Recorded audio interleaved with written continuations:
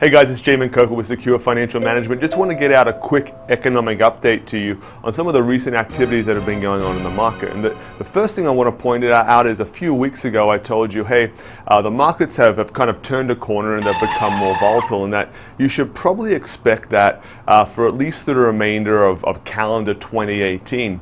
And a couple of points that have come up recently that I want to highlight why I believe that, and I believe indications that will continue as well, is that we've also turned a corner in sentiment as well, right? And what I'm saying with that is that up until about January 26th, that's when we started this bit of a roller coaster, kind of everything was good news, right? Everything that came along was interpreted in some way, even if it was really technically bad news, right? The market found a way to interpret it as good news. And it's almost like we've turned a corner now, and everything that comes out, whether it's good or bad, is interpreted as bad news. And something I want to point out there is a figure that came out just this morning on retail sales.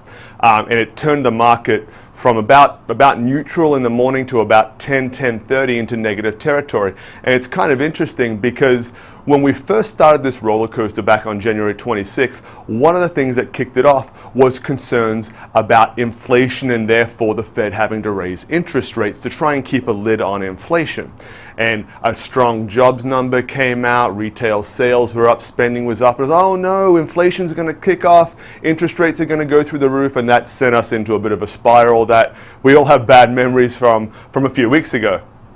And now it's come out that retail sales were actually down very slightly by about 0.1 or 0.2%, kind of insignificant really, just a very low number towards the negative side.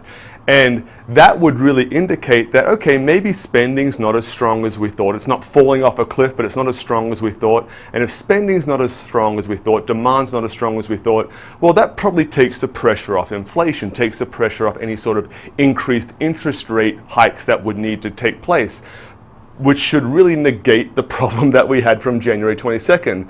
But that's not the way the market interpreted it. Oh no, sales are slowing down. Maybe the economy's slowing down. Maybe we've turned a corner. Everything that can be interpreted negatively, right now at least, is being interpreted negatively. And while that makes it a little bit frustrating, the opposite side of that is it actually puts a bit of a floor under the financial markets, right? Whenever we have what we'd call irrational exuberance, and if that term sounds familiar, it's actually a term that Alan Greenspan used about 20 years ago to describe the economy. He said, hey, the stock market's just taking everything as good news. There's a lot of buying going on. Stock prices are going very high. It's a little bit irrational, right? So the reverse side of irrational exuberance is everything being interpreted negatively. And while it's a bit frustrating for us when everyone's being very cautious, when traders are being very cautious, with institutional investors, and those are the two groups really that move the markets a lot, right? Hedge fund traders, institutional investors, pension fund investors, where they're being very cautious, and they're really interpreting the data and being a little bit to the negative side, it kind of puts a bit of a floor under the market because we're not getting ahead of ourselves.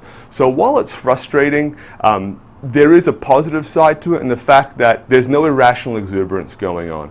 Yes, a lot of neutral or even positive data is being interpreted in a negative light, but at the same time it means that investors and big funds and managers are being very cautious, which is good. That's what we want. We don't want irrational exuberance. So I just wanted to get a few thoughts out to you about some interesting data that's come out recently.